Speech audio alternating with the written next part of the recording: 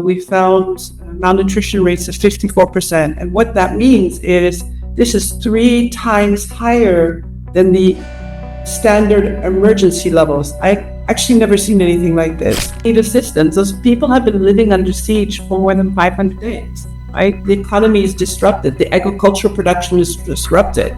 Basic social services, I don't think we can say they even exist. Yeah, I have to really highlight that the humanitarian community, whether it's local, national, international, we are not investigators. We are not human rights investigators. We are not going into these communities looking to collect evidence. To what extent is Sudan a priority for the UN right now, given that it's the world's worst humanitarian crisis? It's difficult sometimes to find the words to describe what I see, what I hear. Horrendous, shocking, appalling.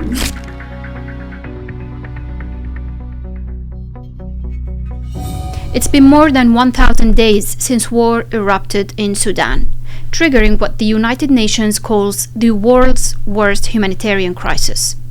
Fighting between the Sudanese armed forces and the Rapid Support Forces has killed thousands, displaced nearly 13 million people, and pushed over 40% of the population into acute food insecurity. As we enter 2026, the conflict has settled into a brutal stalemate, with no ceasefire, shifting front lines, and a deepening catastrophe marked by famine, mass displacement, and the collapse of basic services, while international diplomacy struggles to keep pace. Both sides of the conflict have been accused of atrocities, but questions are also being asked about the international response. Has the UN failed to protect civilians? Has it failed to prevent famine or even genocide? And what can still be done to stop this crisis? Well, to discuss these questions and the latest developments on the ground, I'm joined by Denise Brown, who is the UN's resident and humanitarian coordinator for Sudan, speaking to us from Port Sudan. Denise, welcome to the show. Thank you. Denise, you're currently in Sudan and your teams have been witnessing what's happening in different affected areas, including Fasher and the Kordofans. Could you please begin by briefing us on the humanitarian situation in Sudan right now and how bad is it? It's horrendous. As the UN and the non-governmental organizations, the NGOs, move into more remote locations where we've had problems accessing in the past, and now we are able to go thanks to negotiations with local leaders. We're finding actually horrendous situations. We've issued an alert for a community called Mbaru in North Darfur about 2 weeks ago, where thanks to the work of the local responders and UNICEF, we found malnutrition rates of 54%. And what that means is this is 3 times higher than the standard emergency levels. I actually never seen anything like this. These are people mostly who come from Fasher, given the violence there in October, that have moved into these communities. So this is children who are affected, and children experiencing that situation, which is a product of malnutrition, disease, lack of vaccinations, and the violence. We can expect death within days, for sure, weeks. So we are witnessing horrendous situations.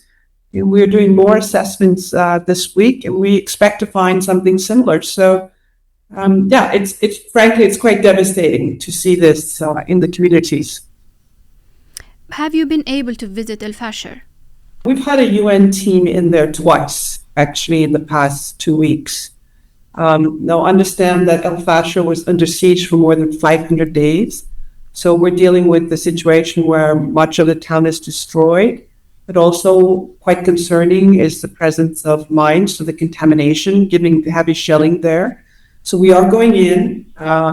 We've been in the past couple of days, but we're limiting our movements to a certain part of the town where we can drive on paved roads. We don't want to drive over anything we can't see. Focusing on the hospital, Sally Hospital, the people who've been displaced, and markets to understand what's going on, and delivering supplies. There's a particular concern about water, so delivering aqua tabs, chlorine to clean the water, health supplies, and in particular, supplies for children who are malnourished, so nutritious supplies. We're also very concerned not just about the people there who are displaced from one part of the town to another, but the children who appear to be unaccompanied, meaning we don't know where their family is. So we are moving in, and we're also quite devastated by what we find there. And there are people there, not hundreds of thousands, but definitely people who are in need of assistance, who are in need of protection. So we will continue to do that. So in your view, what are the most urgent humanitarian needs if aid were able to reach the city? We have delivered some small supplies. And again, in that particular location, but also in other locations, water is absolutely critical because pumps have been destroyed because of the war. So people are not able to access clean water. And remember, 2025, one of the biggest challenges we faced, and certainly the Sudanese people, was cholera. The cholera outbreak, which comes from lack of access to clean water. So if you don't have, separate your toilets and your drinking water, then you have a problem, which is called cholera. And so we're really concerned about disease. And also remember that because that city was under siege for 500 days, and Darfur in general has been a place of intense fighting, the vaccination of children. So we have this combined lack of access to clean water, lack of vaccinations, and I'm very pleased that the vaccination campaign began last week in Darfur, thanks to the support of the Ministry of Health, Port Sudan, but UNICEF and World Health Organization and others. So I wish I could tell you that there was one thing we needed, but it's just not one thing. It's a whole bunch of things put together, which are creating a really combustible situation here. Do you have an estimate of the remaining civilians there? I can't give you a precise figure. We tend to stay away from figures unless I can tell you with absolute certainty. But enough people that we've gone in twice now, and with others, we will go back. Our presence is incredibly important for those who remain behind, whether it's hundreds or thousands, but it's definitely not hundreds of thousands. And they need assistance. Those people have been living under siege for more than 500 days. Right? The economy is disrupted. The agricultural production is disrupted. Basic social services, I don't think we can say they even exist. So even if there were just 100 people there, we would be going in. Those people are important. And so we'll continue. And as we get more information, we'll be sharing more information. And what are the main obstacles for delivering aid right now? Who is blocking humanitarian access to the areas that are most in need? I think we are able to, the part of the responsibility of the United Nations is to negotiate with all actors. So we have that mechanism in place. So we are negotiating for that access in Darfur. And again, we are reaching more places. We have assessments going on all this week in towns and communities we haven't been to before. And as we go, we are just seeing some horrendous situations and reporting on it, like the malnutrition situation. So that we are moving. We are getting that access. What we need to do now is ensure that that's replicated in the Kordofans, in places like Kadugli, in Dilling, in El Obeid, that all these places which are seeing intense fighting, where people continue to move. I mean, that's the thing. There's a pattern of displacement here which is repeated. It's not a static situation. We're constantly having to adapt to what's going on. So we're going to be focusing on those areas and doing what we did in Darfur, which is negotiating that access, because there are people there who need assistance, whether it's from the UN or the local responders. Can you speak a bit more about the situation in Kordofan? It seems to be underreported. What are you hearing from the ground there in terms of the humanitarian situation? Yeah, the needs are massive. And myself, I tried to go into Kadugli in December. I happened to be in Abyei the day before. I was supposed to go in, which is the day that the 6 UN peacekeepers were brutally murdered. So I wasn't able to make it in. Our access there is quite difficult. We are trying to send convoys into Kadugli. We have several convoys on the road negotiating that access. But yes, absolutely, it's underreported. Our capacity there needs to absolutely be strengthened. But we also need to do more to work with the local actors, particularly on the protection part. But it's a volatile situation. And, it's a lot to ask people to stay, local responders, local organizations, in a situation which is unpredictable. But you're absolutely right. And we're focusing more on this, moving supplies, moving people, but in a situation which frankly is quite high risk. So it's one step at a time, to be frank. And Denise, following the UN's latest visit to Fasher, you've described it as a crime scene. On what basis have you reached that determination, and what kind of atrocities have your teams been able to document there since October? So actually, our latest visit to Fasher was yesterday, but since October, we have been referring to the atrocities. And those are the words of the High Commissioner for Human Rights, atrocities committed in Fasher. And, we are able to, the work of the human rights work of the UN is able to piece together very clearly what happened there. I myself was in Daba last week in Northern State, where we have about 80,000 people been displaced from Darfur, from the Kordofan. Frankly, the stories are horrendous. Not just the stories, right? It's actually what you see on people's bodies. The little boy, 8 years old, who I sat with, who lost his foot, had to be amputated because he was caught up in the artillery firing. So his feet were basically destroyed and had to be removed. So we are talking, we are listening.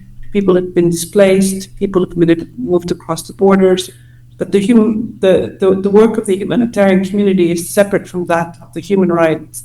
And we are not looking for those violations. We are looking to support those who remain, while other parts of the United Nations does their work, which is ongoing, to document those grave violations. So you're right.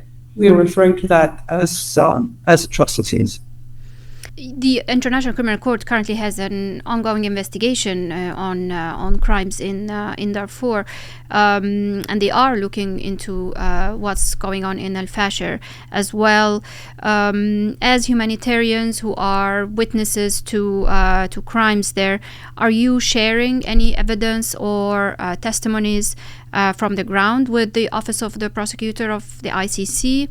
Given that an active investigation is ongoing. Yeah, I have to really highlight that the humanitarian community, whether it's local, national, international, we are not investigators. We are not human rights investigators. We are not going into these communities looking to collect evidence. We leave that for those who are the investigators, which is the ICC. So the space for them to do their job is there, and we do our job. And these are very confidential issues that will remain with the ICC. But I just want to highlight, the humanitarian community does not conduct investigations, and we are not looking for evidence when we go into places like Fasher. We are looking to protect those who remain, who survived this violence and the trauma and famine. And don't forget, Fasher was one of the two towns in the Sudan that was declared in a famine by the Famine Review Committee, which is independent from the UN, just a few months ago in October 2025. To what extent is Sudan a priority for the UN right now, given that it's the world's worst humanitarian crisis? And given the fact that you said in October that the funding was so little that you were only 27% funded. So can you talk a bit about that? Look, it is absolutely our priority. I've had, since I've been here, since the 9th of September 2025, we've had the visit of Tom Fletcher, the Undersecretary General for Humanitarian Affairs. We've had the executive directors of the International Organization of Migration, the UN High Commissioner for Refugees, the executive director for UNICEF, the deputy executive director of the World Food Program, and they're coming here as a testament to how important this situation is. Again, I don't know, it's difficult sometimes to find the words to describe what I see, what I hear. Horrendous, shocking, appalling are the words that come to mind. And these visits are that I do, and I travel quite a bit in the country, deliberately to ensure that I know what the people of Sudan are facing because of this war. And I can assure you that the words I use are strong, but also it's really difficult to convey the pain, the trauma, the fear, the suffering caused by this war. So yes, this is of huge importance to the United Nations. The Secretary General has referred to the slaughter in his statements, slaughter of the people of Sudan in this war. So yes, it's quite clear that this is of great importance to us because of the situation. I guess I'm not in a position to advise world leaders, but if I could make one point, which is that there's a pattern of atrocities that have been carried out in Sudan. If you look at Fasher, Zamzam, for which the High Commission for Human Rights of the UN has issued a report already. What happened in El Jadida in 2023, there's a pattern of atrocities, a pattern of killings. And the world leaders, I would suggest, need to work out how to interrupt that pattern before the next one takes place. This is of paramount importance for the women and children of this country who are bearing the brunt, their bodies, of this war. Denise Brown, thank you so much for joining us today.